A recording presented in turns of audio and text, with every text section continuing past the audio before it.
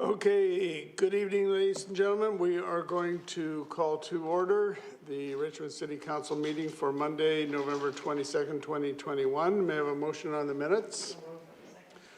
Moved and seconded. Any errors or omissions? Okay, all those in favor? Any opposed? That is carried. Madam Clerk, any agenda additions or deletions? None, Your Worship. All right, so the first item of business is a presentation by Patricia Bell, Director of Capacity Development for Community Energy Association. So welcome. Thank you.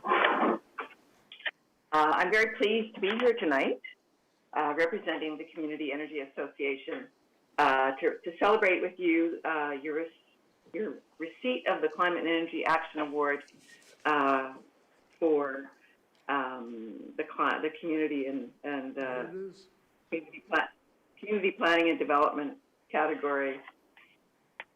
On behalf of all the award sponsors, the province of BC, Union of BC Municipalities, Forest BC, BC Hydro, and the Real Estate Foundation of BC, I'd like to congratulate Mayor Brody and Councillors McNulty, Steves, McPhail, Day, Liu, Wolf, and Hobbs, as well as City of Richmond staff, on receiving this award for the District Energy Implementation Program at the City of Richmond. As you know, Community Energy Association is a member-based nonprofit. We've been working since 1995 at the community level in BC to reduce emissions, conserve energy, and progressively transition communities to low-carbon resilient economies. One of the ways we do this is by recognizing local government achievements through the awards program. Since 1998, the Climate and Energy Action Awards have celebrated the many ways that local governments across BC have helped save their communities' energy emissions and money. And whether big or small, urban or rural, north or south, we have recognized all BC communities bringing innovative climate and energy solutions to the table. The City of Richmond has been a member of our membership network since 2014, so a very long-term member. And you've actually, over that period of time, received 5 awards on the corporate operations side. You've received honorable mentions for the Richmond Ice Center and for a LEED fire hall. And you've had 3 wins, one for the Alexander District Geothermal Energy Utility in 2014, the Community Energy Safe Program in 2017, and the EV Ready program in 2019. So it does seem that we turn up at Richmond every few years to celebrate all the work that you're doing. Yeah, the evaluation criteria for selecting winners includes both quantitative and qualitative results of projects, demonstrated community leadership, and best practices in innovation. So from an array of strong and innovative nominations, our independent judging panel selected the District Energy Implementation Program for the win in the Community Planning and Development category because Richmond has continuously demonstrated leadership in district energy implementation. District energy has been implemented in key municipal nodes as part of a planned network. The initiative has clearly targeted reductions of greenhouse gas emissions, and results and impacts are quantified and reported on. And finally, the planning and implementation of these systems showcases best practices in terms of technology, impact, and economics. So I think you would be aware that the award winners were also announced during the UBCM convention on September 14th. We also have a video summary of all the winners. It's available on our website, communityenergy.ca/awards. And finally, all of the winning projects, including this one, will be featured in an article in the December 2021 edition of Municipal World magazine. It should be coming out soon. So again, on behalf of the Community Energy Association and our co-sponsors, I congratulate you on receiving the 2021 Climate and Energy Action Award for Community Planning and Development for the District Energy Implementation Program. And I do hope to have the pleasure to present future awards in person to recognize your ongoing leadership in climate action. Thank you. Well, thank you very much. I held this up a few minutes ago, but this is the award. It's a very large thing, and it's a source of great pride. And I would just remind the public and others, Richmond has actually won this 3 times, 2017, 2019, 2021.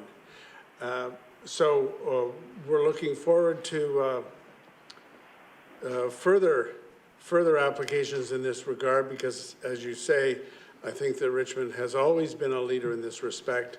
We want to thank you and your organization and thank UBCM and, of course, all our staff and for the great work that has been done in this regard. So, thank you very much, ma'am. Thank you for joining us for our meeting. You're very welcome. Good night. Okay, good night. So now I will ask for a motion to resolve in a committee of the whole to hear delegations on items on the agenda. All those in favor, opposed, carried. We have just a couple of delegations. Steve Badesha apparently did not show up for the meeting. So we have Harry Sahota. Mr. Sahota, are you there? I see, yes, I see. Did you? Yes, I am. Now, you presented to committee. Are you looking to make a further presentation? Yes, I may, if I may, please. Yeah, go ahead. Good evening, members of Richmond City Council.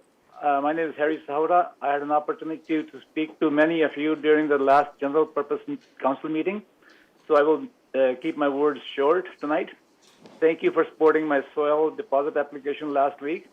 I want to commit my intentions of being a dedicated steward of my land and contribute to the community of Richmond. As a farmer, I recognize that Richmond encourages farming, and I'm pleased that my farming goals align with city's goals. I know that my land used to be farmed, and I'm looking forward to the process of bringing the land back to the suitable state for farming with the soil deposit. My qualified professionals from Madrone Environmental Services and GeoPacific are here tonight, along with me, to answer any questions you may have about my application. Thank you. All right. Thank you very much. The next delegation is one of the experts, Daniel Lamhanwa. And the note I have is Mr. Lamhanwa is available for questions. Daniel, did you wish to say anything or just make yourself available? I just make myself available. Thank you, Mayor Brody. All right. Are there any questions of this gentleman? All right. Thank you. And Daniel Kokan. Mr. Kokan? Yep, same here. Just available for questions if anyone has any. All right. Anybody have any questions for either of those two? All right. I'll ask for a motion to rise and report. Moved and seconded. All those in favor, opposed, carried. That brings us to the consent agenda. The highlights include receipt of the committee minutes, the request from Chimo Community Services, Barnes Drive and Fleury Drive, the traffic calming update, the TransLink 2022 cost share funding applications. Then there's a number of awards of contract. First of all, for the supply and delivery of one sewer vacuum combo unit on a city-provided cab and chassis. Secondly, the supply of drainage pumps, parts and services. And thirdly, a change order approval for traffic control services. We have a land use application. It goes to first reading tonight, and then it will go to public hearing December 13th if all goes through. And that's 8231 number 3 road, rezoning from single detached RS1E zone to the compact single detached RC2 zone. Then we have the increase of maximum fines for tree protection bylaw, the Richmond comments on the Metro Vancouver's draft updated regional growth strategy, Metro 2050. May I have a motion to adopt those by general consent? Moved and seconded. Councillor Day. Drive and Fleury Drive traffic calming update. I think with all the letters that we've got on That's all you need to say. Okay. You want to remove it right now? Yeah, I think we should. All right. We'll get to that after the consent agenda. Councillor Luke. No, sir.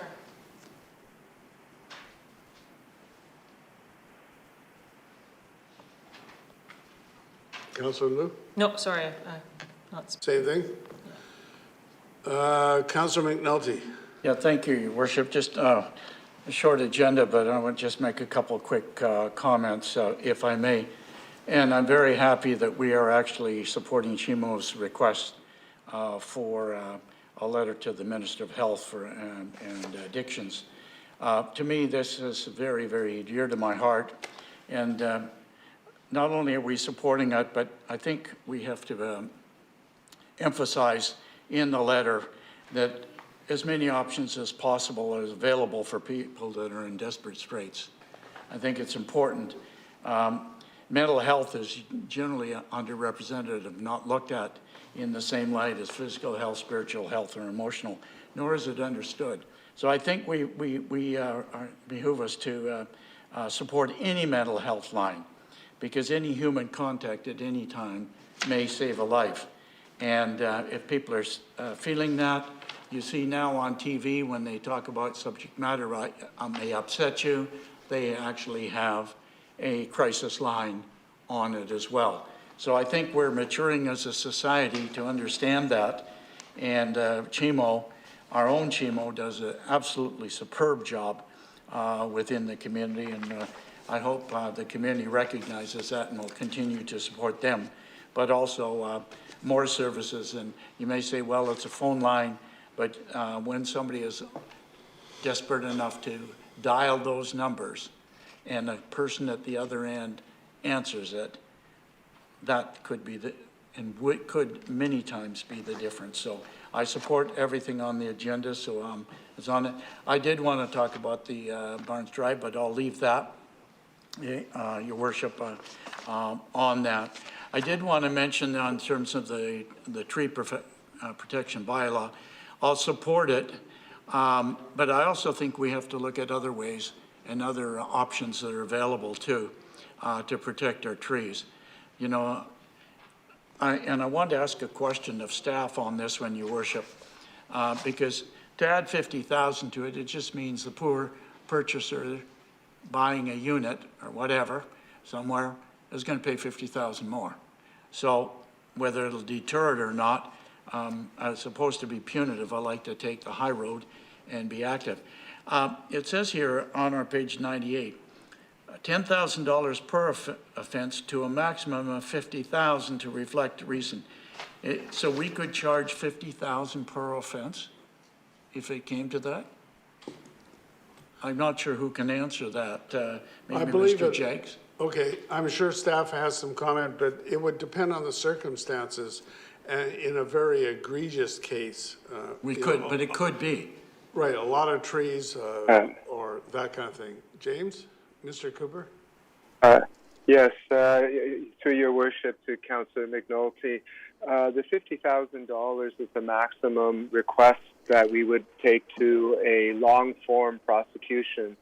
So it would have to be an egregious act. It would have to be a very large specimen, or it had to be a repeated and offense.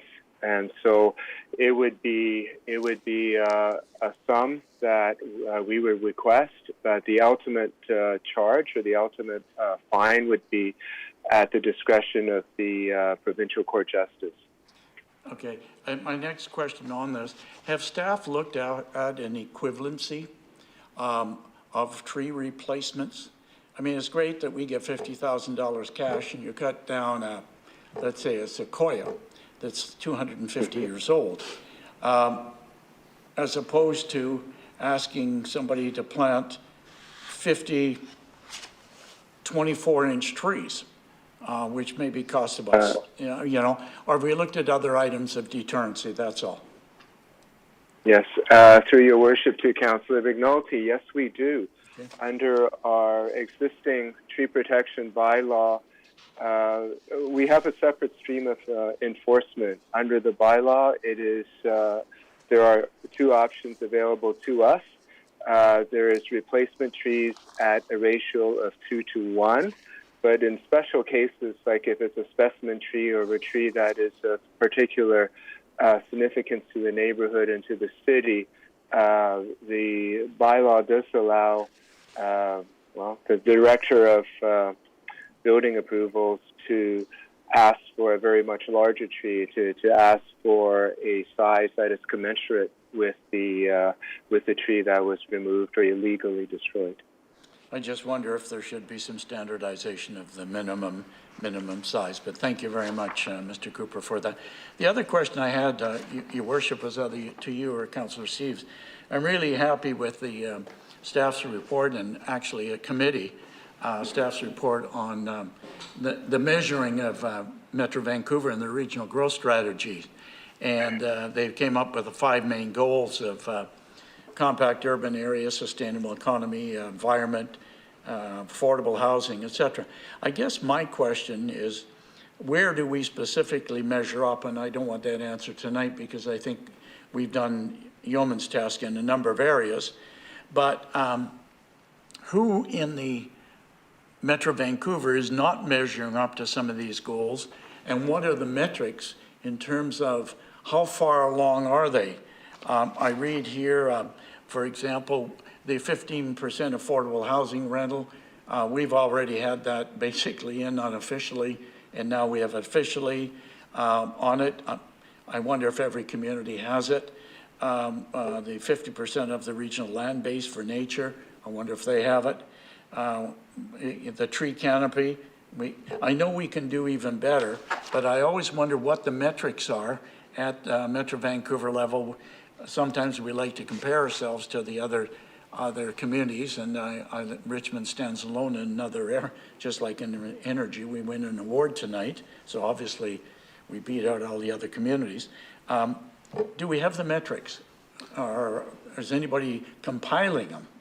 Why don't we just simply ask staff to compile those metrics and give them to us in a more organized form? Yeah, well, thank you very much for that. I think it's important that we have them, and then when we go to Metro Vancouver, et cetera, we also know where we stand on it. And as I say, we can always do better. We need to strive to do better. And it'll never be perfect, but as long as we're striving, we're moving in the right direction. So I just want to say to staff, thank you very much for that report. As you well know, we sent it off prematurely, but thank Councillor Steeves for getting it out. And with that, I'll be supporting everything on the agenda. Okie doke. Councillor Wolf. Thank you, Your Worship. Just a few comments here. I will be supporting every item on the consent agenda with the changes to the composition of it. There's a couple of questions in here, but first, I've shared since the General Purposes Committee meeting some of the items that are before us tonight, and to continue to get real positive support on some of the TransLink projects that are listed under the cost share funding application item. That's item number 9. Item number 10 and 11, clearly with the past and the incoming atmospheric river. These are types of contracts that are of high value to Richmond, so it's great that our staff were able to negotiate and work towards awarding contracts at such a tough time. The question I have comes in item number 12. So I had asked a little bit about this in committee. My further questions to this regards the traffic, the change order approval to the traffic control services. So I shared with a few groups who work with the City of Richmond, and I guess my main question is, the last part of this motion here says this will reflect the increase in predicted usage of services. Will that at all give a better rate? So, for example, if there's a society that's working with the city and we're going to have one of these service providers provide safety and traffic work out in front of a city facility, will it be any cheaper as a result of this investment? Through your worship, to Councillor Wolf, if I've understood your question, no, the unit rates are set and they were part of the public bidding process. They were set. What you have in front of you is just an increase to the contract. There is nothing in there that's going to change any of the rates. That was done through the public procurement process. Okay, thank you. Through your worship, no further questions on this item, but that helps clarify one of the questions that some members from the public had. I guess I'll end here on item number 14, the tree bylaw protection change in maximum number. No further questions on it, but again, I'll just highlight to the public there is more work and more potential solutions in store for the city. There is a referral to staff that we've been told is about 2 months away, and in there it will include more related to the protecting the canopy area as opposed to the fines directed to very significant tree loss, as was previously mentioned. I also will highlight the fact that at this stage it's not an increase in staffing at the tree preservation department, but that's again something that can come at a later discussion around budget items. And then the final point on this one, I've heard from a few other people who are concerned when they hear of the amount of a tree removal, that if it was done ignorantly or it was done by a landscaper who was hired, but they did more than the person asked for, it would be unlikely that it would go to the high maximum unless it's really malicious, as staff pointed out there.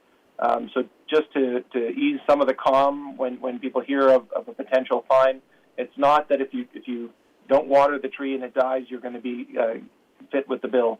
It's far more onerous than that if you were to harm a significant tree. So with that, I won't say any further on the consent agenda. Thank you. Councillor Hobbs. Thank you, through the chair. Well, I too will be supporting all the items on the consent agenda, and just a couple quick comments because many comments have been made and I agree with those. But first, just on Chimo, I of course fully support us and our support of Chimo.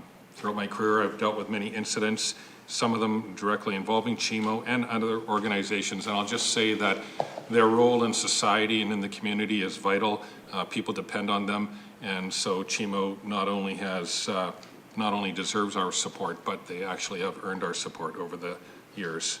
So with the next one would be the supply of drainage pumps and parts and the storage issue on page 70 from Public Works. And I think this is a very good idea, which clearly I'm supporting, but in light of recent events, I think we can all recognize the importance of infrastructure and being prepared. It's not perhaps the most glamorous part of what happens in a city, but it is one of the most fundamental things that we do, and it's vitally important to overall public safety and the preservation of Richmond. And I think one good thing to note in that report too, or another thing, is the aspect of donating spare parts to BCIT, Kwantlen, and other educational and vocational training institutions. Regarding the tree bylaw, this will be my last comment, and I support that, and Councillor Wolf has touched on this already, but I just want to emphasize that that is a maximum fine.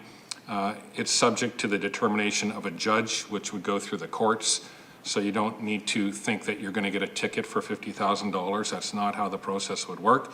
It would be used in worst case scenarios where an accused flagrantly disregards the law, and the vast majority of bylaw related offenses are resolved without the court and at a much lesser fine for lesser offenses.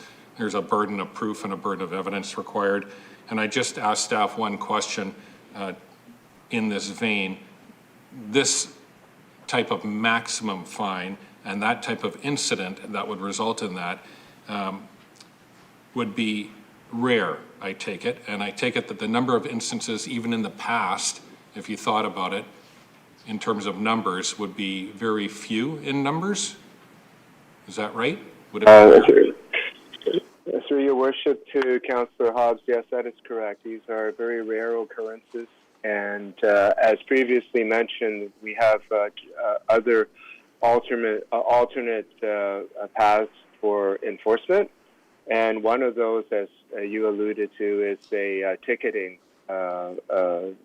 regimen, where for lesser fines and for fines that aren't wanton, for acts that are not wanton, for acts of destruction, they range from $750 to $1,000 per occurrence. Right. And I understand compliance with those fines that are issued is pretty high, correct? It's 100%. Well, that would be pretty high. Thank you very much. All right, Councillor Liu. Thank you, Your Worship. I too will be supporting everything on tonight's consent agenda. I also wanted to highlight a couple things. Number 11, the award of contract 6437, the supply of the drainage pumps, the parts and services. This is going to help standardize our 39 pump stations. We upgrade 2 of them every year, and so this will bring down the cost of the installation and the repair and maintenance, as our staff will be more familiar with the same pumps from one pump station to the next. And, you know, and I think it's important to note and to mention that those pumps, they clear out 1 million gallons a minute. So that's nearly 4 million liters a minute that they're moving out of Richmond. So when we get these atmospheric rivers, it's a significant amount of water that's being moved. And because of past councils before us and council now, supporting things like this and the diking strategy and the flood protection management program, we were relatively unscathed compared to so many other communities after the last episode of weather. So I think it's really important to note, and like I said, to thank past councils that have gone before us to have approved this and to really taking care of our pump stations and our diking system so that we weren't just left with a mess when we got on council here. I think this has been something that a lot of people have thought very seriously about, and we continue to. Another good thing about this contract is the donation of any unused parts and pumps to our local education facilities that maintain mill rate programs, so that it's also giving back to those programs that are going to be creating people that can build and maintain these systems in the future. And the last thing I want to talk about is number 9, the TransLink 2022 cost share and funding applications. We've got a couple major intersections that we're applying to have some funding support around as we improve the safety and connectivity. Cambia number 4 road, Westminster Highway number 5 road, and Westminster Highway number 2 road. I think it's important to keep improving the safety of all of our intersections. And I think, you know, with support from other levels of government and with TransLink, we can increase that connectivity. We're also going to be improving the multi-use paths, Garden City from Francis to Williams, and number 2 road from Steveston to Wallace. And one of the ones I'm pretty excited about is the Garden City road. Between Granville and CLN Way, there's going to be delineators put in for the bike lane. So if anyone's brave enough to bike to Costco, up Garden City Road is going to become safer. It's not going to be an act of bravery to get up there. And in addition, we're also asking for help to improve some of our bus stops. So I know I grew up here in Richmond, and it's only been in the last few years that we've suddenly seen all of our bus stops starting to get some improvements to add that accessibility to them. And I think it really makes for, you know, a better, safer, more inclusive community. And I'm really excited to see it come to fruition. Thank you. Okay, Councillor Au. Yes, Your Worship, I would like to comment on 2 items on the consent agenda. The first one is item 7, the request from Chimo Community Services. I support writing the letter to the Ministry of Mental Health and Addictions, and also to the Ministry of Health, and also to our local MLAs. I think you all understand the importance of the hotline service to the community. It serves to provide timely assistance to people who are in distress, and sometimes it's even save lives. The funding process has been working well so far, and it provides stable funding sources for Chimo to carry on with its work. So I don't understand why the provincial government has to change the funding formula as proposed. And I remember that this has happened before. In some years ago, with the previous provincial government, the funding formula for clinical counseling has changed. And again, they used a tendering system at that time, and it was very competitive. And at the end, many for-profit operators were able to get those contracts. And at the end, the result was not favorable because, some of the people are operating out of the province or even they don't understand too much about the cultural context of Richmond. So that's why I think this time we have to support CHIMO for asking the government to reconsider its funding proposal so that we can keep this very important service to our members. And I also want to comment on item 11, the award the contract for the supply of drainage pumps, parts, and services. I think the recent rainstorm has reminded us how important it is for us to have a smooth running of our pump stations in order to keep ourselves safe. And the service must be maintained with a good supply of parts and services. So the purpose of this agreement is to, as proposed by staff, is to guarantee that the critical supply of the parts and services will be maintained. So I think this is very timely, and also it gives us a very good use of our money to keep those pumping stations working properly. So with that, I will support everything on the consent agenda. Okay, thank you. Councillor McPhail. Thank you, Your Worship. I will be supporting all the items on the consent agenda and would like to speak to 3. Number 7, the request from CHIMO Community Services. I know almost everyone has spoken about this, but I do support the recommendation to write to the Ministry of Health and Addictions and the Minister of Health and MLAs regarding this issue.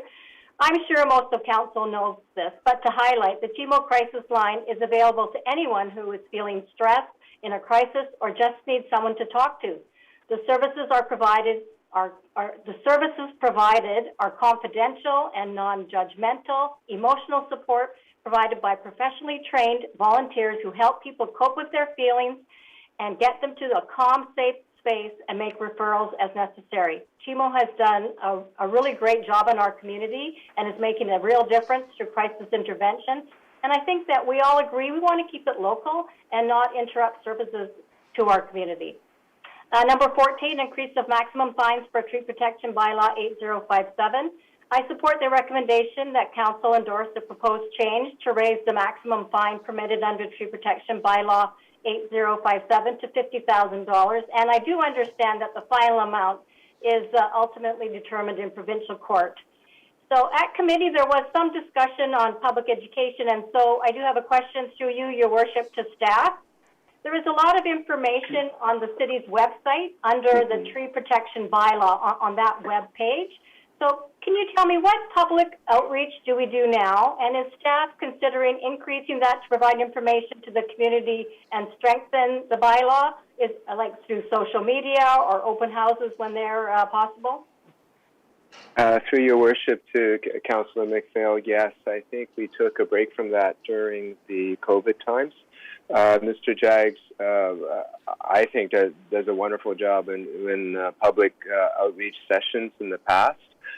We will be resuming that as soon as we are allowed.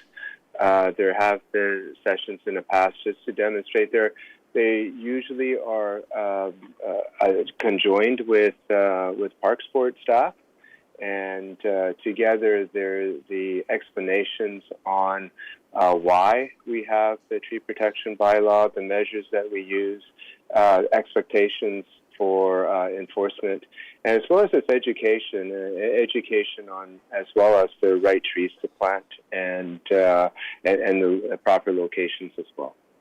That's good to hear. Thank you very much. And the last item I want to talk on is number 15, Richmond's comments on Metro Vancouver's draft updated regional growth strategy, Metro 2050. And staff recommended a few important refinements to the current draft to strengthen it and make it more clear and consistent.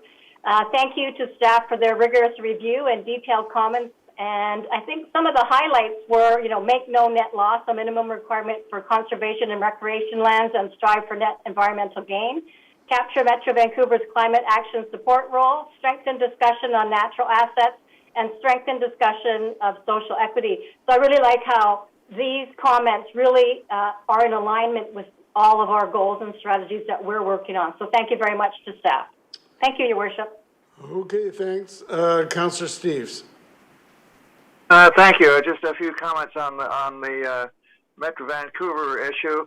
Councilor McNulty asked where we stand.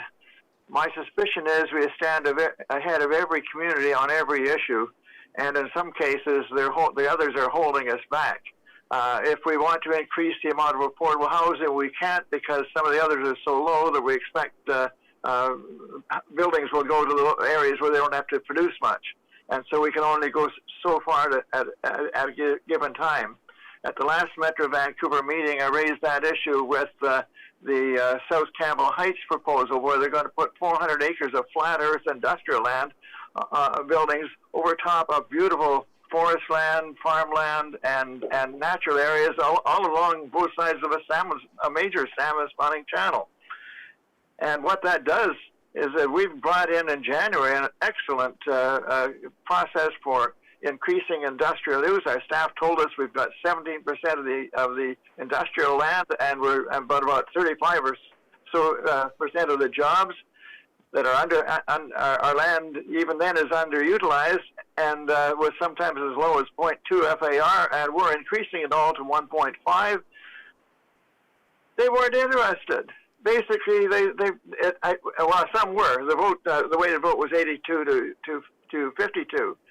But I just found it amazing, the thinking that you simply can continue to sprawl and build and move on a flat earth system instead of going up and finding alternatives. We're looking for the alternatives. We just got an award for our energy alternatives. We've been getting that. We were the first. We've been getting that for years. And I think that the staff report reflects what we've been doing. The no net loss proposal is excellent. I think that they certainly couldn't meet the no net loss proposal for destroying 660 acres in Surrey, which is what the board voted for. But I think that's excellent, and that would make people sit and think. There's things that in their report that they haven't even come to terms that we're going to have electric scooters and electric bikes yet. There's things in the Metro report that don't reflect what went on in the last 2 weeks. But staff have got them in their report. So I think that we're up to date. And I would say, in terms of Metro Vancouver, that we're the greenest city in BC, if not of all of Canada. So it's time that we do. And it's in the report here. It says that we should have a regional forum, and we should be looking at comparing back and forth what other communities are doing. And I've been asking that, and the mayor's been asking that for years at Metro, that we want to know what others are doing and share it around so we can encourage everybody at the same time. Last week, when planning staff said we should send the our report out to other communities, I don't know if staff got any responses back, but I did. And I've had some city councilors from out the region interested in what was in that report, which I think is excellent. So I think it was worthwhile sending it out. We've really, in fact, what we did last week, our planning committee really decided that we should initiate a regional forum, because that's the kind of talk that's going on. And I think that it really helps if we can have some pre-discussion before all this comes to the board. So well done, staff, and well done, council and committee. All right, thank you. Councillor Day. Thank you very much, Mayor Brody. Yeah, I wanted to speak about the SHMO letter. Thank you so much for supporting us, because we actually decided to write this letter because we received other letters prior to the SHMO letter, and we realized that, as Mayor Brody was quoted in saying in the paper, if it ain't broke, don't fix it. And we have a great relationship with SHMO, and they're doing fantastic work and have for decades. So thank you for supporting council on that as well. Item number 9 is the cost-sharing funding. Really pleased to see in the report that in 2021, we received $5.09 million for 14 projects for the TransLink connection. And so I'm really excited that we received that money, and hopefully we're going to get even more in 2022. So great work, staff, on setting that up. I was a little concerned about number 10, which is the award of a contract for the sewer vacuum combo unit, because there was only one bid. And I thought, well, are we getting the best deal we can? But then staff in the report went on to say that due to the shortages, that if we put it out for a second tender, we would probably have to pay more. And it turns out that we have a very good relationship with Weimar, so it's definitely the right piece of equipment to buy. And number 11, right after that, is the supply of drainage pumps. Well, I just want to point out to the staff, to the public, that, you know, this is not a knee-jerk reaction to the flooding that happened out in Abbotsford and Chilliwack. This actually came from Public Works and Transportation Committee of October 7th, and it was approved there, and now it comes to council as a whole. And it just goes to show how proactive our staff are and council is in making sure we deal with issues before they become issues. And I was pleased to see that even though, again, there was really only one company that was interested in providing this, they've been working, it's called KSB Pumps, has been working with the city for over 20 years, and no other company challenged the bid. And as was pointed out earlier, they donate all the used pumps to BCIT in Kwantlen, which is amazing, and they also give us a 15% discount off the list price. So well done, good negotiation there. Number 12 is the change order approval for the traffic control services. And I did have a question of staff. It says in here that the reason we have to increase this budget for traffic control by $906,000 is because we needed so much more help during COVID. But since then, city staff have taken over, and on page 76, it says the contract goes to 2023, hopefully well past when COVID is no longer an issue. So I was just curious, why would we be looking ahead that much when we now know that we're able to do a lot more of our traffic control in-house? Through your worship, Councillor Day, we have this contract in place that if our staff are assigned other tasks and more technical in nature, we have that resource. Certainly we can use our staff for traffic control services, traffic management planning, but quite often our resources are better applied to more technical tasks. Okay, but if we were able to save funds, we could always trim that budget, could we not? This contract award or this change order is still on an as and when needed basis. So if we don't need the service, we'll just trim the contract. So exactly what we did in the first place. Perfect. Thank you for that. And then number 13, which is 8231 number 3 road, standard, one house being divided into 2 houses. But what I don't understand is this is number 3 road, technically an arterial road, but it's not. That section has a boulevard in front of it and another secondary road. And on page 89, under the designation, it states that, one second, it says that arterial road, compact lot, single detached. Why would they be forced to have a driveway off the lane when really they could have it off the front? And I'm wondering if there's a way on that strip of number 3 road, if those houses couldn't be allowed to have a front driveway because they're not really an arterial road. Through your worship to Councillor Day, in terms of the form of development for you, there's a few reasons for recommending access from the rear lane. One is that is the form of development identified in the OCP.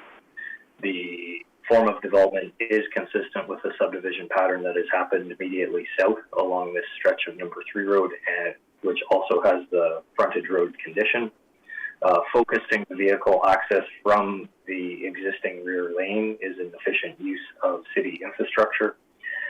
From a design perspective, having the vehicle access from the rear lane also creates a more attractive streetscape along number 3 road because there is no driveways. These are approximately 12-meter wide lots.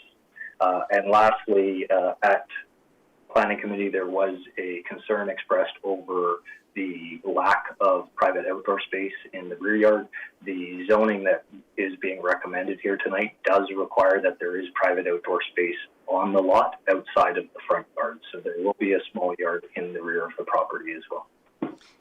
Therein lies my concern. You know, I think that I'd like to see a referral that would have us look at that strip, because I drove down there and the older houses, you know, before they're subdivided, do have a driveway in the front, and it allows them to have a proper backyard. So, are you talking about a referral? If so, this should have been taken off the consent agenda. well, I can just ask one other question of Mr. Craig. Is the owner at all concerned about this, or have they just accepted the status quo on this particular property?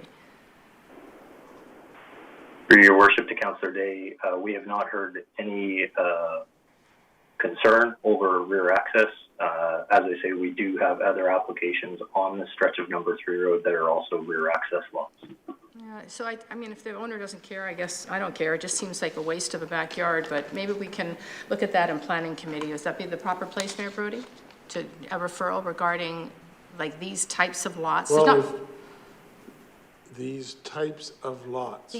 They're technically not on an arterial road, even though their address is on an arterial road. And I just don't feel it's the best use of the property. And so I'm concerned that if it just keeps doing the same thing, all these houses will literally have no backyard, whereas they could have a driveway off of the sub-road that is located parallel to number 3 road. So it just occurs to me that we could do better. Well, yes, the answer is planning committee is the place to bring that up. And secondly, Mr. Craig, correct me if I'm in error, but the number of lots we're talking about where there's a rear lane is kind of an exception. We don't have a lot of areas with the lanes. So the number of places, number of lots with this kind of treatment would be fairly small, wouldn't it?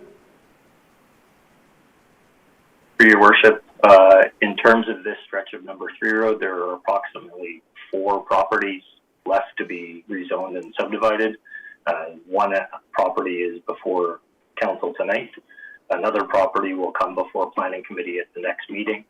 I believe the other application in question is actually already at 3rd reading. So there's 1 lot left to be rezoned and subdivided. Well, thank you for that. No point stirring the pot then. Last item I wanted to speak to was number 14, which is the maximum fines for tree protection. I couldn't be happier to approve this $50,000 for an offense. I did want to ask Mr. Cooper, though, one question. On one hand, you stated that we could ask the owner to put in a larger tree in replacement, but then in your email of November 17th, you said that we have the authority to require larger replacement trees and to compel the owner to replace the tree that they have destroyed. Can I just be absolutely rock solid clear on this, that if someone rips out a tree or damages a tree or poisons a tree, and we have cases of this in Richmond, that we can make them buy a 30-foot tree to replace it, period? Through your worship to Councillor Day, yes, there are provisions in the existing tree protection bylaw. I think it's in Schedule A, Section 4, which allows us to compel the replacement with whatever the city thinks would be appropriate given the situation. So it's a case-by-case decision by staff whether or not they're going to pursue that or not? Yeah. Should that be an automatic, or do you think it's better to have it a staff recommendation? Through your worship, I think staff is always sensitive to the contributions that the more heritage-style trees make to the city, and in our upcoming report to council, we do have a series of recommendations for amendments to that regard. Oh, good. I look forward to that. Thank you. And then lastly, I just wanted to say regarding the Metro Vancouver draft regional policy growth strategy, thank you to Mayor Brody and Councillor Steeves for fighting for us at Metro. It sounds like you're going up a steep hill at times, so thanks very much for helping Richmond be the greenest city in Metro Vancouver. All in a day's work. Thank you. Then we can relax. Okay, with that, I'll call the question on the consent agenda. All those in favor? Any opposed? That is carried. That brings us to the item pulled off the consent agenda, which is number 8. We'll go to the Chair of Public Works and Transportation Committee, Councillor Au, to introduce it. Let me see.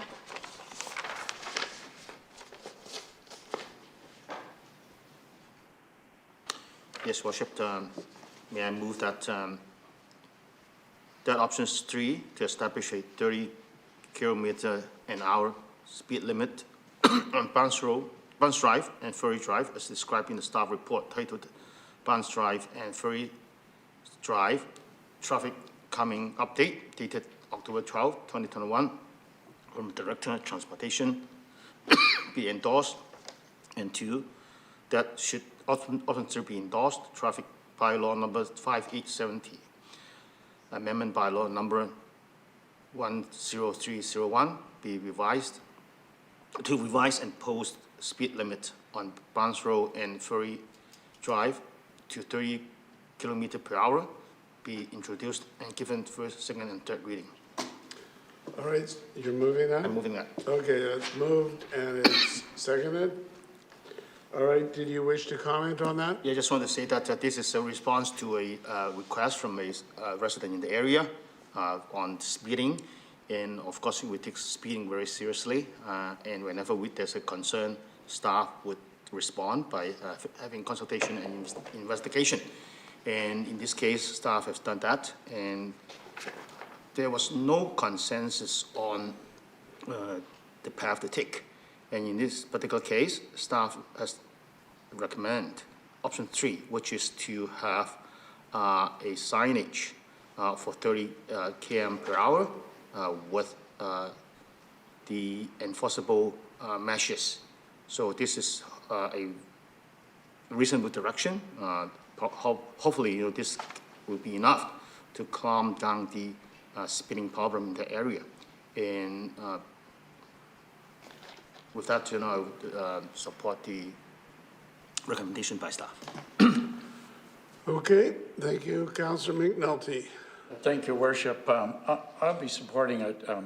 We got a lot of comments from the community, and I have a concern about subdivisions and the speed within subdivisions. Maybe we should be looking at a standardization of speed throughout subdivisions with short blocks and the fact that they are residential. I think by putting 30 kilometer speed, one is going to be safe. But now in this particular subdivision, we don't have to put calming devices and calming turns. We don't have to put speed bumps. We don't have to narrow the road. Those are the kinds of things we do to reduce traffic calming in it. And we even put roundabouts in. And I think strategically we should look at it. And I guess my only question here is to staff, put signage in appropriate places, not putting necessarily right out in front of somebody's driveway and or walkway and those kinds of things, and be discreet where we put signage, but make it very, very visible if this should go through, and I'll be supporting it, Your Worship. All right, we'll go to Lloyd B. Did you have a comment on that, Mr. B? Your Worship, to Councillor McNulty, absolutely. Our plan is to put in no more than 4 speed signs, and we're planning to use existing poles that are already on the street. Good job. Councillor Day. Thank you very much, Mayor Brody. So the reason I asked to take this off the consent agenda is because we have 4 letters from people who live on this road asking us to leave it alone and to not lower the speed limit. And as I look at the numbers here, it's stated on page 47 that there were only 43 responses from people in this area. And then of that, a very few amount actually want the actual change. They weren't even agreeing on the changes. Some wanted enforceable signage, and some wanted advisory signage. So, to me, this isn't all that clear. And so one of the letters that came in tonight, and this is so typical, think people don't deal with it until it's down to the wire. And so what was in the letter, it states that the issue of a monitored reduced speed limit was discussed and dismissed by online attendees. It seems appropriate to introduce it now as an option. It should go to a proper vote of the neighborhood. So I would like to make a motion that we refer this back and take one more look at this, because I think that now that people have come out of the woodwork and they're expressing their concern about all of a sudden our neighborhood is going to be lower speed limit than other neighborhoods, maybe this is something we need to take another look at. I'll come back to you on that referral idea. Councillor Wolf. Thank you, Your Worship. I'll just have a few comments now, and then I'll hear what further councillors say in regards to that referral. But my first point was we did receive a lot of public comments just recently, and there was no time for any staff response. Is there someone on staff available to provide a response to what we received today? Through Your Worship, to Councillor Wolf. We can respond to them, absolutely. But at the end of the day, there are 14 people in the whole process that did not want to have a change, and we have heard them and we've spoken to them previously, but we can certainly speak to them one more time. Great, thank you. Just to follow up on that, through Your Worship, to staff. At the committee meeting, I had asked two points, and I just want to see if there's any follow-up on them. So I had mentioned that Bath Road is the road that leads into this area, and if that would be considered for speed signs as well. I was told no. I was just curious if that could be considered still. And then the other part is I asked where the 4 accidents in this area happen, and I'm not sure if staff were able to narrow that down so that if all 4 were at the same intersection or corner, because there was comments from the public today saying there was visibility issues on one of the corners. I'm just curious if that is the identified corner of where the most problems are. Thanks. Yeah, through Your Worship, to Councillor Wolf. The 4 accidents are, to be honest, one was a single vehicle accident that ran into a fire hydrant, and the other 3 were at the intersection of Bath with Barnes and Surrey. And all 3 of them sounded like they were a failure to actually observe the stop sign at that intersection. There were two vehicle accidents, and one was a single vehicle accident that was apparently trying to miss an animal of some kind. And your other question, your first question, in response to that, that road wasn't actually part of the whole process. It can certainly be considered, and if council directs us to do so, and council would like us to change the bylaw to include that as well, we can do that. But I would suggest that it's actually a very, very short piece of road. I would really doubt that people are going faster than 30 kilometers an hour without. I think it would be very difficult. We could certainly do a speed study to confirm that, but I think it would be very difficult to get up to. You'd have to really try to get up to above 30 kilometers an hour in that spot. Okay, we'll go back to, Councillor Hobbs, you had comments. Yeah, thank you, through the chair. Neighborhood speeds are always controversial in probably any city, but just to make sure I have this right, on the study that you did conduct when I was reading through it, I'm not sure how many vehicles were actually counted, but the highest speed registered was 56 kilometers an hour, if I read that correctly. But the average speed was 26 kilometers an hour. Was that correct in the study? That's true. Through Your Worship, to Councillor Hobbs, yes, that is correct. The speeds were actually very low, and I did check up on the number of people that were in that speed study, and it was just under 200 a day, which is very low. Average for a normal residential street is about 1,000 a day, so it's a very, very small number of people as well. Sure, and just the crash history, which is a serious issue for anybody. Just to confirm that was a total of 4 in 4 years, and my understanding is not really like injury-related accidents, correct? Through Your Worship, to Councillor Hobbs, I am not aware of any injuries in those accidents, and it does sound like they were reasonably low speed at the corner. Okay, and The response rate on the survey was about 47%, is that correct? Through your worship to Councillor Hobbs, no, it was much higher than that. Like the whole neighborhood's not a very big neighborhood. We found 57 households in the entire neighborhood, and so we had a very high response rate. Okay. Out of that whole neighborhood, like it's over 80%. Okay, well, just the last thing I'll say is just a comment. I mean, speed limits of 30K are generally, as your study indicated, what most ordinary, rational, people with common sense drive in a neighborhood, and I think your study bears that out.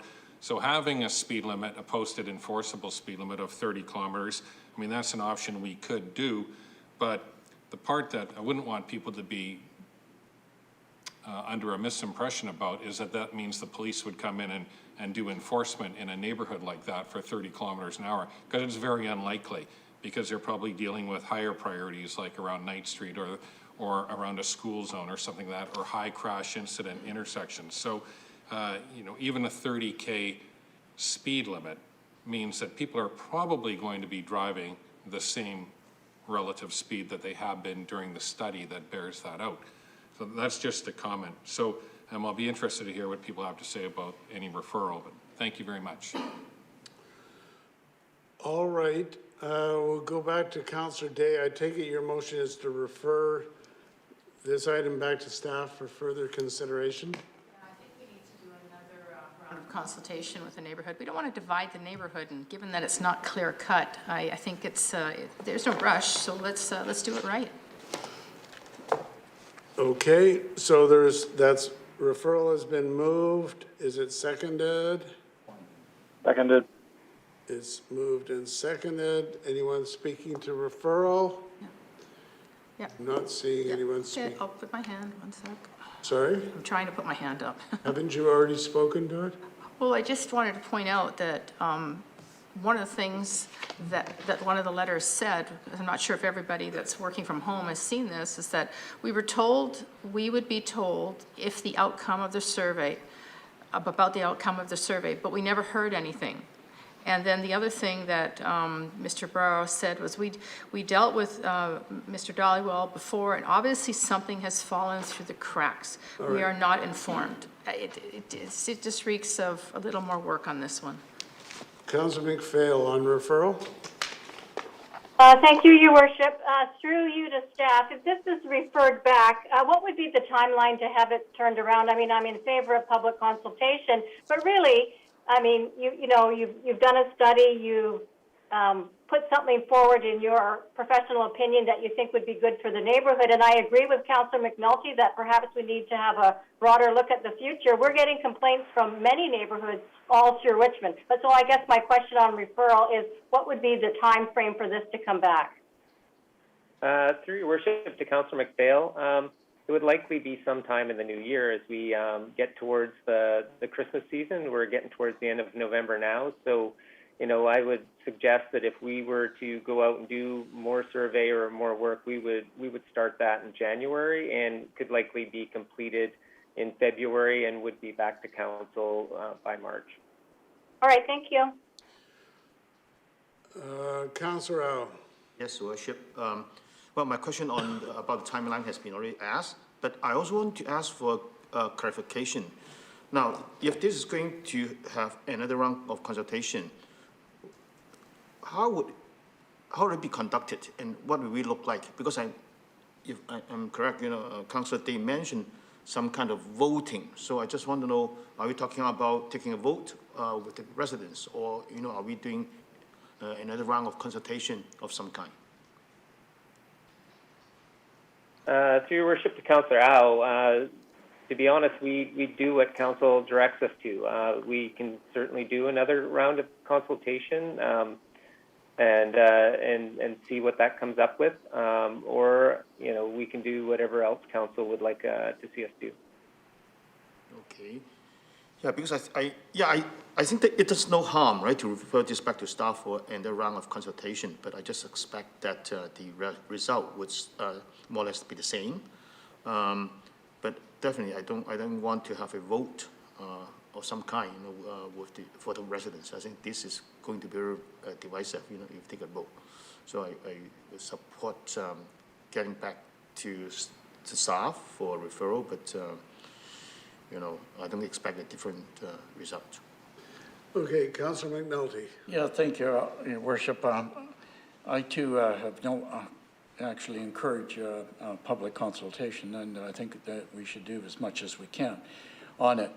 This brings up the total picture. We're talking about Fleury Drive and Barnes Road, but my question would be to staff, is this maybe not time that we look at establishing speed zones or suggested speed zones within subdivisions and the inner part of subdivisions, and not only this one? And the other question is because, on Fairfax Crescent, for example, we got 2 roundabouts in. And I don't know how many thousands of dollars for traffic calming there. I can't, only you would know where all the roundabouts are, where are all the speed bumps. There are all kinds of issues. And I'm wondering if this predicates us examining a standardized suggestion of speed, and it may not be 30, it may be 35, it may be 40, but whatever in zones, and especially in proximity of areas where there's a school. For example, my place at Manoa Steve's, we've got speed bumps in there. We've got 3 speed bumps out in front of the school. What idiots are going to drive and have to use and speed in front of a school? I'm sorry, but this is what we're dealing with, and this is why people come to us to protect their children and adults and older folks that are walking on the road where there is no sidewalk, etc. So I guess on the referral, I'd like to see the referral a little bit bigger, not just Barnes, but the idea of where are we on this, and what have we put out there, and what neighborhoods have the speed area? Because maybe 30 isn't it. Okay, it might. And I don't know what it is, but I respect our professional staff, because we have good professional staff, and they're going to give us good results to debate later. So I just throw that out at this stage. So if it would include that, I'll support referral. May I suggest that we get through this one first? Staff has heard the comments and can make more comments before we throw the whole city open. Just deal with this one neighborhood, and then we'll have the general principles that can be extended elsewhere. Okay. I'll accept that. Thank you. Councillor Liu. Thank you, Worship. I appreciate all the work that staff has done, and I can also appreciate it going back to the neighborhood to make sure and see what it is they really want to do. On the other hand, if it does go back to them, I think it should just be broken down to 2 questions, either no change or the 30-kilometer advisory signage, the recommendation from staff. I think staff's recommendation was a good recommendation, and those 2 questions would narrow it down, and then we're not sort of like weaving between and trying to filter out what they think that means. So, if it does go through, I'd like it just to be the 2 questions, if that's a friendly on this. If that's a friendly, you're trying to limit the referral to 2 options? If they go to if staff chooses to go to consultation, they just ask the 2 questions to the neighborhood. Okay, it's up to the body. I would think that we would let staff ask the questions they see fit, as more, frankly, more viable than limiting it, because then we end up in the same place where you never asked us the 3rd question. So, if you want to make a specific motion to amend, you can't amend a referral, can you? I guess we can limit the referral more if that's what people want. It's just not what I'm suggesting. Councillor Hobbs. Thank you, and through the chair. I think we should point out too that the vast majority of people on our roads reasonably follow our rules, and that's why your study doesn't actually indicate a huge problem. A lot of it can be perception. So there already are many laws on the books, not just speed limits, but everybody is responsible and have It's to on drive. referral. It is on the referrals, thank you. And they have to drive with regard for the nature and use and road conditions that exist anywhere, regardless of that. So, you know, education, enforcement, engineering are the keys, and that's what we're talking about here. So I will support the referral because I think there is a broader issue, and Councillor McNulty has alluded to that and mentioned it. So I will be supporting the referral. I'm not sure if you'll get much different results than a split, and I know you've done a lot of work on it already, but I do think there's a broader issue here in the city which has already been commented on, and I look forward to seeing that in the future. Councillor Day, you have already spoken. So I'm going to call the question on referral. Yes, Councillor Day, you keep raising your hand. Try to make it go down. There it goes. Okay. I'm going to call the question on referral. All those in favor of referral?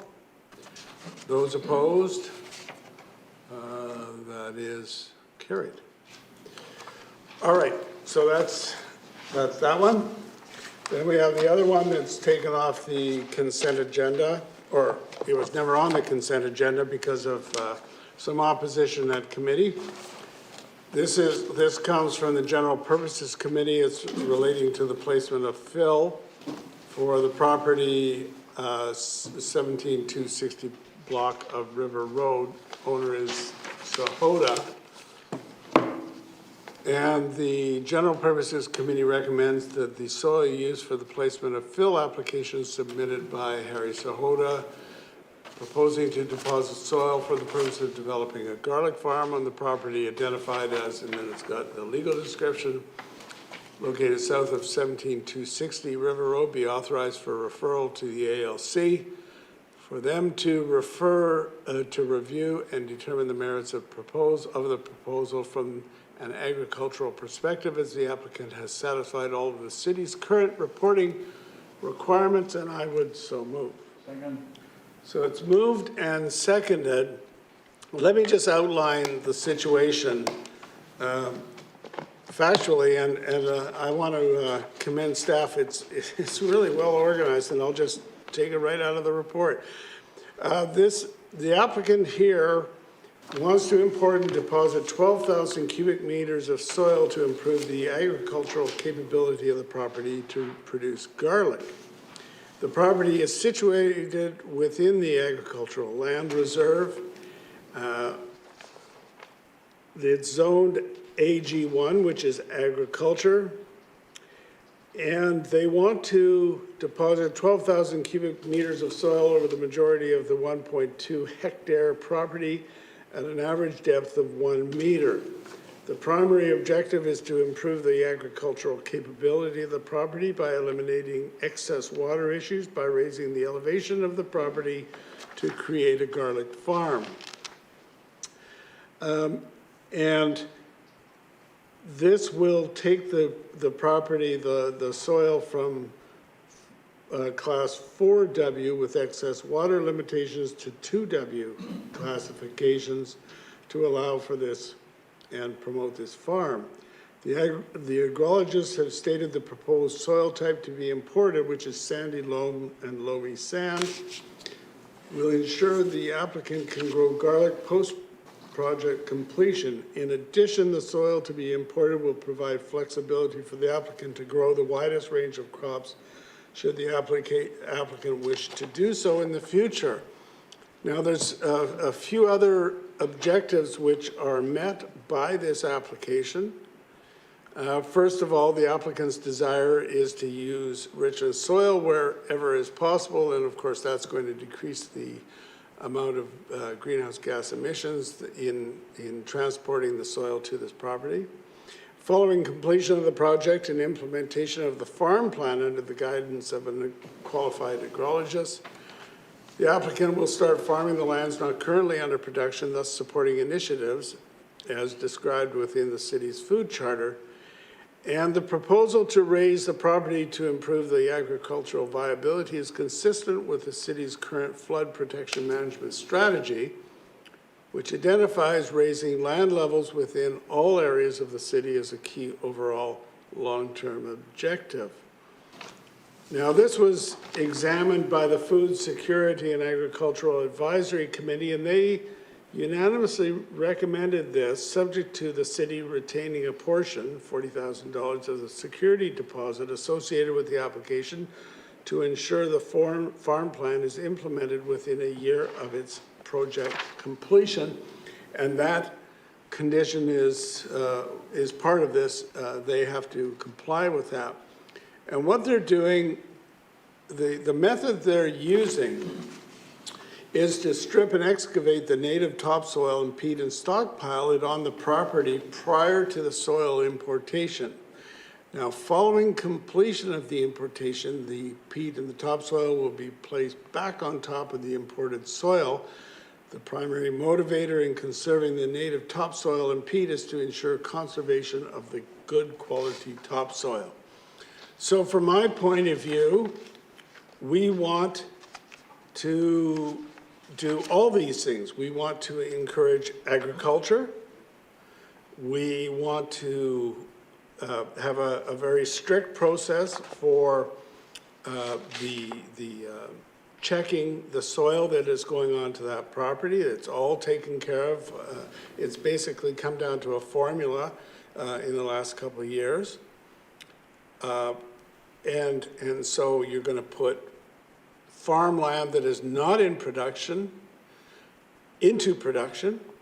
And also we've said that we want to raise the land all the way around the island because of diking and because of potential flooding as a long-term strategy, and this accomplishes it. So I'm going to support this, and I'll be interested in hearing other comments. Councillor Wolf. Thank you, Your Worship. I have some interesting comments then to share for you and the public. So I spoke 5 minutes on this at committee, and I had a bunch of questions. And so I will just speak this time. I think I have all my questions answered. So first off, and I'll just be sharing new items, no repeats. So the 12,000 cubic meters that would be required to do this land raising, we're talking about over 1,000 trucks bringing fill from somewhere. I have to say, from my experience on council, getting fill is quite disappointing from what I've seen, city operations or private operations. The quality of it, the contamination of it, we're not doing too good in that regard, in my mind. There was a note in the report, the staff report section, saying one of the reasons we should do this is it makes us a leader on climate change. But this portion of the property that would take the fill right now is a carbon sink. It has peat soils. The consultants reported that there's sections over 2 meters in depth of peat. It was just referred to as we're going to put the peat back on top. It also mentions in the report on page 343 of our package that there's this thing called stockpiles, where basically we take the peat off the top and we put it in large piles, 2.5 meters tall, and then we just spread it out back over the property. So it's not like taking the crust off a piece of pie, putting it aside, and then putting it back on. The sphagnum is the moss, the peat moss, the plant base in this has a top and a bottom to it, and cutting it up and mixing it all around doesn't put it back the way it was. It was referred to that in the report that the Food Security and Agriculture Advisory Committee were consulted on this, but as previous projects like this, I asked that ACE, the Advisory Committee on the Environment, be consulted as well. And I think it's not so much this specific property, but the whole row of properties in this part of Richmond. I go past a couple times a week this area, and this property is actually right in the middle of a whole bunch that are low-lying, that have ESA, that have forested sections, albeit this property has some of the least amount of that remaining, but the 2 neighboring properties definitely do. So I found there's a fair bit of misconception with growing garlic as well. I attended a workshop a month ago with a farmer from Richmond who specializes in garlic farming. And sometimes you get a disease in your land, and you basically have to give up growing garlic and grow other things because it won't work. It sticks in the soil. This property that we're considering here raising has a number of suited crops. It's listed in our report on page 319. Things like annual legumes, many root vegetables, corn, blueberry. There's lots of plants that are already suited for this property. If you just go a little bit down the road, a short walk near the corner of 8th Road and River Road, there's a property that grows a lot of garlic on it every year, and it's low lying compared to this property in question. During the flood, this one wasn't nearly as underwater like some of the neighboring properties. Looking on the most important map I find in the report is on page 329, and it shows the kind of three parts to this property. The front, which has the house, the city right-of-way road, and then the back section, which would become the garlic farm on a 1.4 hectares. A big concern I have with this is it does include a buffer strip on the south and the east, but the buffer strip that should be on the west is replaced with a 5 or 6 meter wide farm access road. And if you look at the map, the farm access road goes to the corner of the property, not to farmland. You don't need, you can come right off the north part of the property with your equipment. You don't need this compacted road. And the concern with that is on the west side of this property, the next property over, has many significant trees and lots of environmental sensitive features in that back corner. That would be disrupted from compact road and the runoff that would be a result of that as well. So I think we need to do a better job of buffer strips to reduce the impacts. We also need to address habitat compensation, because in the report it just says ESAs will be impacted, but there's no habitat compensation in this that will actually bring a replacement or enhancement anywhere else in Richmond or on this property. And I guess in closing, I don't disagree with what's in the report and what the advisory committee had told us, but I think garlic can also be done quite well in raised beds. I don't think we need to raise the entire property, bring in 1,000 trucks to do this, where we can use existing land, albeit if people have money and they want to go through it, apparently they can. But I just don't see how this makes is a leader for climate change action on behalf of council. I think it would be reverse would be true. I agree that local food is good, but look, we can produce local food with less impact on the environment. Thank you. Councillor Hobbs. Thank you, Chair. I hear a lot of talk in Richmond about supporting farmers, and it's some difficult choices. I believe this is one example of how we can actually do that in this case. And I want to recognize Mr. Sahota for the expense and the hard work that he's going to put into bringing this land back to the condition that can be farmed. I've had discussions with farmers about this topic, and I do support the recommendation. At committee, there were many comments, and I just want to repeat a couple of them. First of all, staff and the consultants on this report, anybody who cares to read it, the soil replacement plan is outstanding. Improving agriculture and viability is a real laudable goal. I'm very familiar with this area and have family that live in the immediate vicinity. So the land right now, I don't believe is farmable, and neither do a lot of other people that live in that area.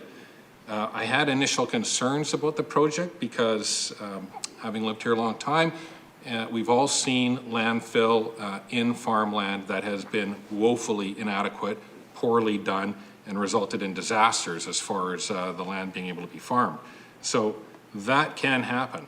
But this water table in this area makes it impractical to farm.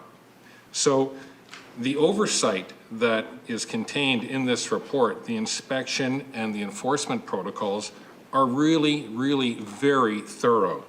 I was very impressed, and a lot of my concerns were put aside when I read through the report. The rationale for the raised property, when you look at what's adjacent to it, like the railroad track, is completely logical and reasonable. The stripping of the topsoil and the management, the sustainability process, again, is very thorough, as is the imported soil requirements. So it may seem obvious, but the protocols that are listed in the report, the monitoring, the reporting, the daily inspection of every single load is very thorough and impressive.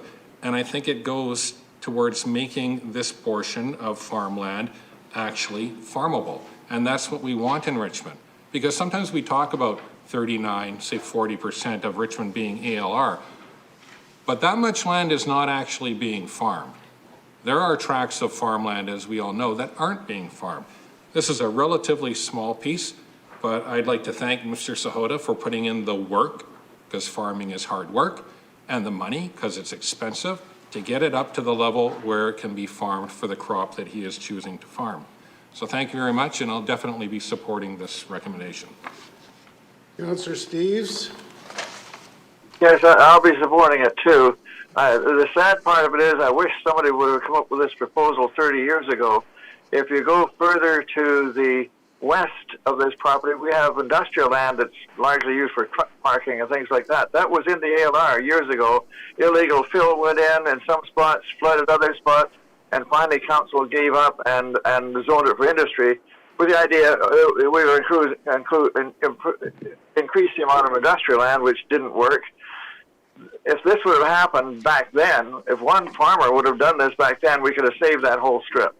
And this, I think, will help us save the remaining strip, because if we don't do it here, we've got so much fill around the area that the demands in the future would be to bring the entire strip in as industrial land. Basically, the problem always has been that it was a low-lying area to start with. The railway cut it off from the rest of Richmond, and so we had this wet strip between the railway line and the dike. And people put illegal fill in, they put legal fill in, they altered the area dramatically.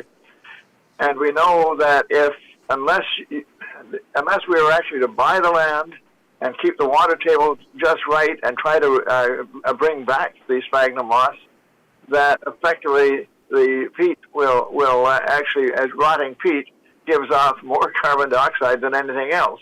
It's only when the sphagnum is living and active, and if you're farming it, it's not living and active. And so if the question is, are we going to farm it, or are we going to keep it as a carbon sink, then if it's a carbon sink, then we have to buy the land and the rest of the strip. And I don't think that that's something that we want to do, and it probably wouldn't work if we did. So I think this is probably the best thing we could do, and recommend the same for all the other properties along that strip, so that at least we get agricultural production out of the strip rather than destroyed land that we've seen there in the past. Thank you. Councillor McNulty. Yeah, thank you, Your Worship. A lot has been said already, so I'll keep my comments very brief. I'm very pleased when we had this in committee that the Kavanaugh guidelines are being followed. And I hate to flog them, but they're the most stringent guidelines for fill in the province of British Columbia. And one of our farmers went through that, and I'm very pleased that he responded, but Mr. Sahota is following those and has agreed to follow them, so I have to commend him for it. You know, we're taking land that is not productive, as Harold says, and or Mr. Steves has said, and Councillor Hobbs has said, we're taking land to make it productive. And if we truly, truly believe in farming, we need to encourage it. And Mr. Sahota has pledged to farm it, and we need to thank him for making one more area of Richmond farmable. And it's going to be tremendous cost at his cost. It's going to take him some time, but yeah, we could put it, tomorrow we could let him leave it as it is and park 50 trucks in there, no problem whatsoever. That's not what we do. It's in that agriculture belt. We've got another area down the road that is industrial where we can park trucks if we have to. But I'm going to support it. It would be a tragedy if we didn't support it. When somebody has come along and found if I may say this, Mr. Hoda, a garbage piece of land that's wet, low-lying, got a railway behind it. You have to build a bridge to come from River Road and dike it to be, fill it, fix the ditch so you can, don't get flooded, et cetera. I thank you for what you're doing. So I will be supporting it, Your Worship. This is supporting farming, and this is what this council and other councils have pledged to do. Thank you. Thank you. Councillor Au. Yes, Worship, I will support the recommendation because I think this is actually improving the land to make it more productive. And also, I think this would also increase the different kinds of crops that we can grow in Richmond. So we talk about diversity. I think this is a good example that by improving the land, we can grow something different. We talk about supporting farming, but the impression is that very often we make it difficult for real farmers to improve the soil and get to grow what they want to grow. I don't think it's our business to tell the farmer what to grow, but we support them so that they can provide better crops and food products for our city and for our residents. Now, if we were to compare leaving this idle to making this more active and productive by improving the soil, I think the choice is obvious that I will support the recommendation to improve the soil for growing of garlics in this case. Thank you. Councillor Day. Thank you very much, Mayor Brody. Well, you know, I'm always skeptical when I see these kind of dump sites. I worry that it's going to ruin the farmland. But I read the 102 pages in this application, and what I came away with was, number one, the land is underwater all through the winter and into the spring. And Councillor Steeves has confirmed that it was farmed previously, but it's just too wet. Number two is that none of the other properties will be negatively affected by this fill being brought in. So that's always a top concern for me. And number three is that developers in Richmond, you know, such as the ones we saw earlier today, do have to get rid of the topsoil when they're building a house and then bring in sand so they can build on a good foundation. And they're looking for locations that are close by. This one is very close by, and that reduces the carbon footprint by simply reducing the amount of driving that the trucks have to do. So the one that always catches me is the tipping fee. And I'm always concerned that the motivation isn't true to what the report says. But after I dug into it, the tipping fees would be approximately $100,000 that the owner would make with the soil being brought in and being paid to take it. But this owner is going to spend between $30,000 and $40,000 preparing for all this, both before and after the soil is brought in. So I feel that it's a balance and that this one is going to end up bringing land back into production, and that's exactly what we want to see. So I will be supporting this. Okay, we're going to call the question then on the motion. All those in favor? Those opposed? It is carried with Councillor Wolf opposed. Brings us to public announcements and events. There's a number of appointments that were made there, except at the end where I'll state otherwise. It's all till December 31st, 2023. To the Economic Advisory Committee, Trevor Boudreau, Kenneth Ip, Gilles Assier, Keith Bailey, Patrick Caffrey, David Frank, Deepak Gupta, and Carol Ye. To the Heritage Commission, Matthew Kernicki, Todd Follett, Jack Olson, and Ron Hyde. To the Child Care Development Advisory Committee,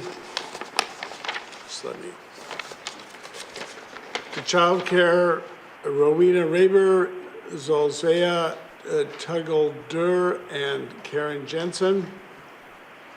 To the Seniors Advisory Committee, Ishan Malik, Carol Dixon, Ella Huang, and Queenie Chu. And to the Richmond Public Library Board, and these are 3-year appointments to 2024. Nabil Abrahani, Rachel Ling, Jordan Oy, Chaslyn Galanders, and Katie Yu. Then we've got some general announcements, and the first one, of course, we're all familiar with the flooding that took place throughout the province just in the last week, and we have, as a city, along with many others, have reached out to Abbotsford and indicated to them if we can help in any way that they will let us know. But as one of the results of the flooding is comes on glass and styrofoam recycling. Beginning today, the collection of glass and styrofoam is suspended until further notice. This is the result of flooding in the Fraser Valley and covers all Metro Vancouver communities. So as the result, City will not collect glass recycling bins and carts from single-family and multifamily residences. It also means that the recycling depot will not accept glass and styrofoam for recycling. So we ask residents to hold on to these materials and not place them into other recycling receptacles until further notice. The collection of garbage, green carts, general blue box, or other recycling depot services are not impacted at this time. If you want more information, by all means, go to the city's website. And I'm very pleased to say that Winter Wonderland is back. Our 20th annual Winter Wonderland will take place at the City Hall Plaza from Sunday, December the 5th.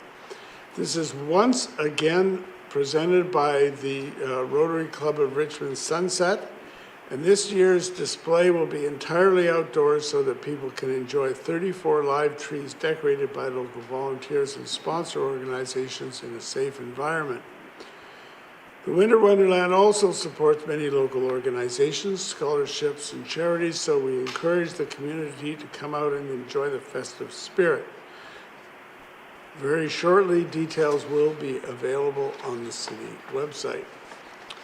Then there's soon to be a menorah lighting, a public ceremony to mark Hanukkah, and the lighting of the menorah at the Richmond Library and Cultural Center takes place on Sunday, December 5th at 3 o'clock in the afternoon. The lighting of the giant 25-foot high menorah is open to everyone, but please remember to socially distance and observe safe COVID-19 protocols.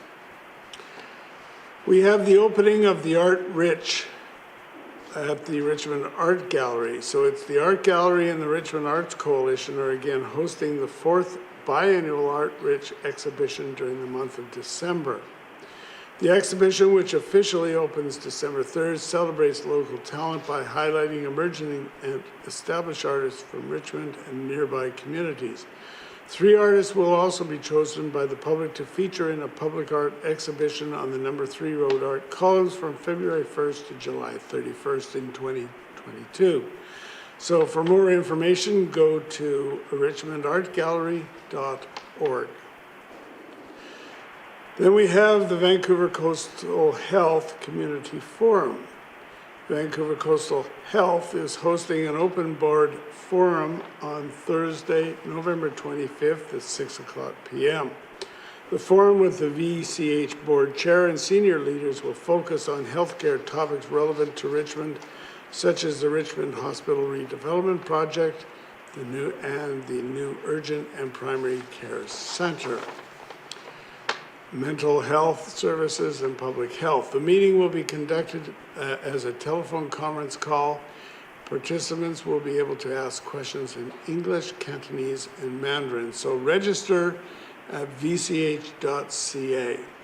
And finally, the Snow Angels program. We're looking for volunteers to help clear snow and ice from the homes of residents who are elderly, ill, or have mobility concerns. The Snow Angels program is extremely popular and a great way to give back to our community. The families and local businesses are also encouraged to volunteer. To learn more about being a Snow Angel volunteer or to register, visit icanhelp.richmond.ca or call 604-247-4453. So with that, we'll go to bylaws for adoption, Madam Clerk. Thank you, Your Worship. There are 7 bylaws for final adoption with no noted opposition. Moved and seconded. Any discussion? Councillor Wolf.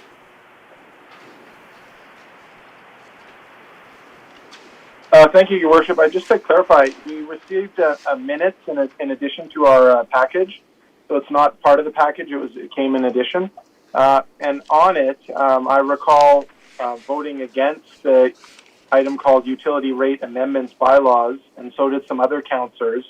And I had asked that it would be split up, but it wasn't. So I think there actually is opposition to the last three. Well, there's no recorded opposition. Apparently, according to our Madam Clerk, we can separate those out. So the first 1, 2, 3, 4. We'll call the question on the first 4. So that's moved and seconded. All those in favor? Any opposed? That is carried. And for the last 3, it's already on the floor. All those in favor? Sorry, can you clarify which are the last 3? Because I don't actually want to vote against 3. I only want to vote against the one of them. Well, it's your description of the last 3. The first of the last 3 are Drainage, Dike, and Sanitary Sewer System Bylaw. Then we have the Solid Waste and Recycling Regulation Bylaw, and the Richmond Zoning Bylaw and Seaward Gate. That's the last 3. Okay, I apologize. I guess I meant the 3, not the last one, but the waterworks, the drainage, and the solid waste. Anyway, sorry, if I could just clarify, I just want to oppose the drainage, dike, and sanitary sewer system. That's the only one. Thank you. All right, we'll call the question on that one, which is page 361, bylaw 10312. All those in favor? Those opposed? It's carried with Councillor Wolf opposed. And then for the last 2, solid waste, recycling, and the zoning. So, no, it's already on the floor. All those in favor? Any opposed? That is carried. Someone move adjournment. Thank you. We're now adjourned.